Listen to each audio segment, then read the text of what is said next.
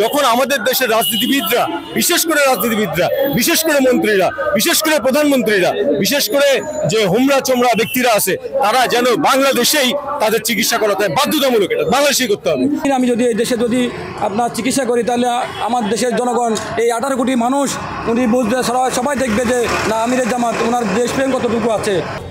তারা সেলফিস্টের মতো তারা বিদেশে গিয়ে নিজেদের চিকিৎসা করত, অথচ সাধারণ জনগণ চিকিৎসার অভাবে তারা মারা যেত। বাংলাদেশের রাজনৈতিক দলগুলো যারা করে, বিশেষ করে যারা নেতৃত্ব দেয়, তারা মূলত এই বাংলাদেশের মানুষদেরকে নিয়ে একটা বিজনেস করে এবং তারা মানুষদেরকে নিয়ে চেতনার বিজনেস করে, কিন্তু এই দেশের মানুষদের প্রতি তাদের কোনো বিশ্বাস নাই, বিশেষ করে ডাক্তারদের প্রতি তাদের কোনো বিশ্বাস নাই। আমাদের দেশে 67 লক্ষ লোক, প্রথম আলোর একটি প্রতিবেদন অনুযায়ী প্রায় 67 লক্ষ লোক আপনার গরিব হয়ে যায় আপনার চিকিৎসা করাতে যায়। হ্যাঁ, তাদের ভিটে বাড়ি জমি জমা বিক্রি করতে হয়, যে কারণে আমাদের যে চিকিৎসায় 4 নম্বর যে দফা, সেখানে বলা হয়েছে যাতে করে আপনার 5,000 টাকার উপরে যে খরচগুলো আছে 1 লাখ টাকা পর্যন্ত, সেটা যেন সরকার দেয় বা জনতার শক্তি আপনাদেরকে দিবে। হ্যাঁ, এবং সেই সাথে সাথে আমাদের যে চিকিৎসার যে ডক্টররা হয়, প্রত্যেকটা মেডিকেল কলেজে ডক্টররা হয়, এই ডক্টরদেরকে অন্তত বাধ্যতামূলক করা হয়, যেহেতু তারা সরকারের খরচে এই দেশে তৈরি হচ্ছে, অতএব তারা যেন এই দেশকেই সার্ভ করে। বেশিরভাগ ডক্টর যারা বাংলাদেশের সরকারি টাকায়, মানে আমাদের জনতার টাকায় পড়ে তারা বিদেশ চলে যায়, যে কারণে আমাদের দেশে ডক্টরের অভাব এবং ভালো ডক্টরের অভাব। যে কারণে যেমন মিয়ানমারে এই নীতিটা আছে, যারা ডক্টর হবে তাদেরকে তাদের দেশে সার্ভ করতে হবে অন্তত 10 থেকে 20 বছর। হ্যাঁ, তারপরে তারা যদি বিদেশ যেতে চায় বিদেশ যেতে পারবে। আমাদের দেশে এই আইন করা উচিত, যারা সরকারি খরচে সরকারি ইউনিভার্সিটিতে ইঞ্জিনিয়ারিং পড়বে বা ডক্টর পড়বে, তাদেরকে আমাদের দেশে কমপক্ষে 10 থেকে 12 বছর বাংলাদেশে সার্ভ করতে হবে। এবং সেই সাথে সাথে যারা রাজনীতিবিদ আছে, যারা জনপ্রতিনিধি হতে চায়, তাদেরকে অবশ্যই বাংলাদেশি চিকিৎসা নিতে হবে, যাতে করে তারা দৃষ্টান্ত স্থাপন করে যে বাংলাদেশেই আমাদের একটা সুচিকিৎসার জন্য একটি যে মানে হোলিস্টিক অ্যাপ্রোচ দরকার, যাতে করে ভালো ভালো ডাক্তার আসে এবং কম দামে সবাই ডাক্তার পায়।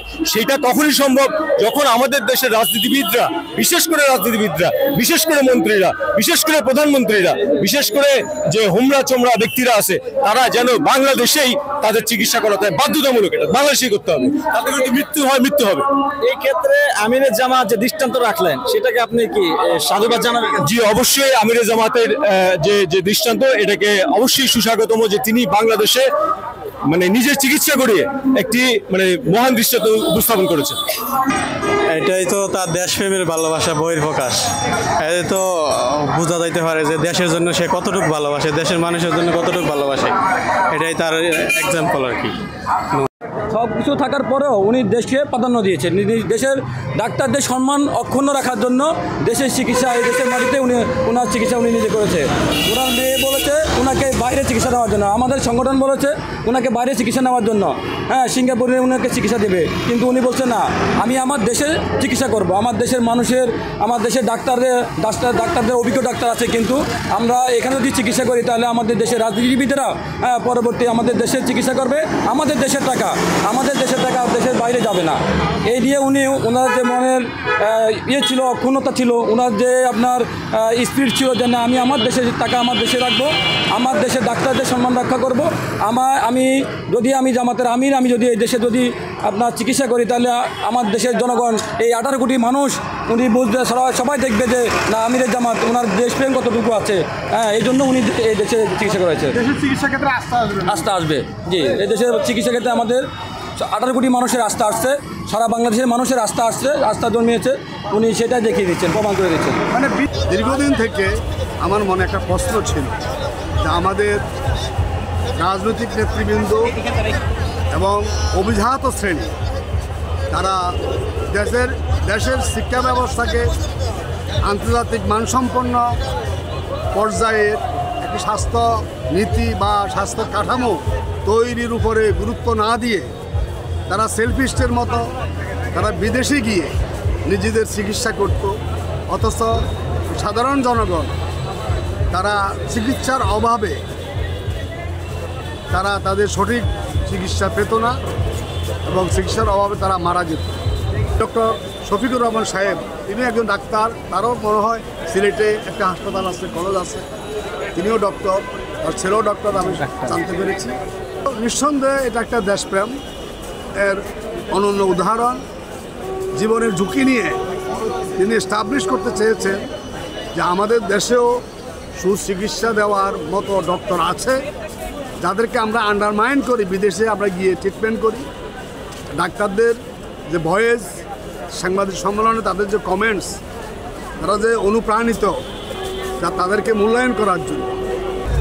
আজকে আমাদের দেশেও যে একজন ডাক্তার সেটির মতো একজন কার্ডিওলজিস্ট আছে, ডাক্তার জাহাঙ্গীর, এই ঘটনার মধ্যে দিয়ে তাকে জাতি, আমি সবাই আমরা চিনেছি।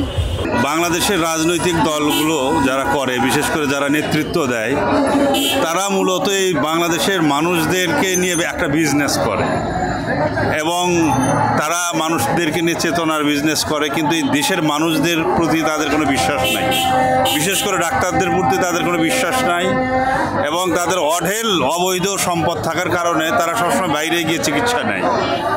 বাংলাদেশ জামাত ইসলামের আমির শফিকুর রহমান, তিনি এই দেশকে ভালোবাসেন, দেশের মানুষকে ভালোবাসেন, দেশের চিকিৎসা ব্যবস্থার উপর সম্পূর্ণ আস্থা তার রয়েছে।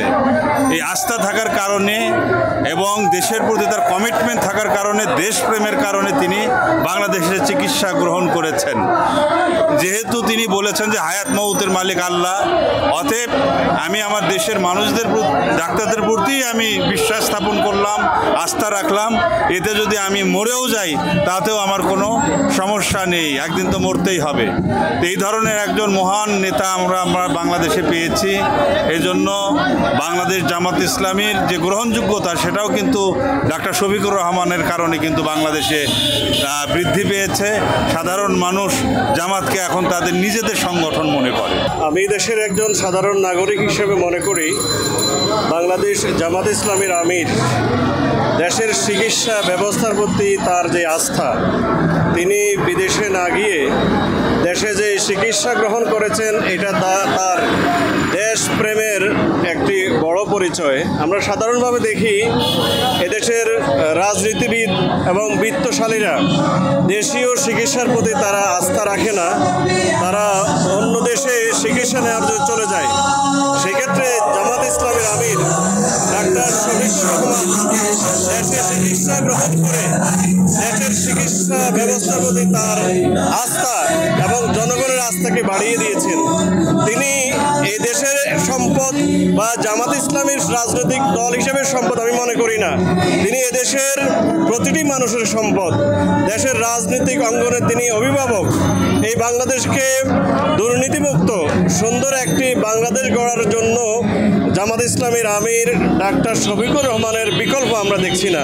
তা আমি মনে করি ডাক্তার শফিকুর রহমানের নেতৃত্বে আগামীতে দুর্নীতিমুক্ত সুখী সমৃদ্ধ বাংলাদেশ গড়তে পারে এবং এই ক্ষেত্রে আমি দেশের সাধারণ নাগরিক হিসাবে তাকে এবং তার দলকে আগামী দিনে দেশের ক্ষমতায় দেখতে চাই।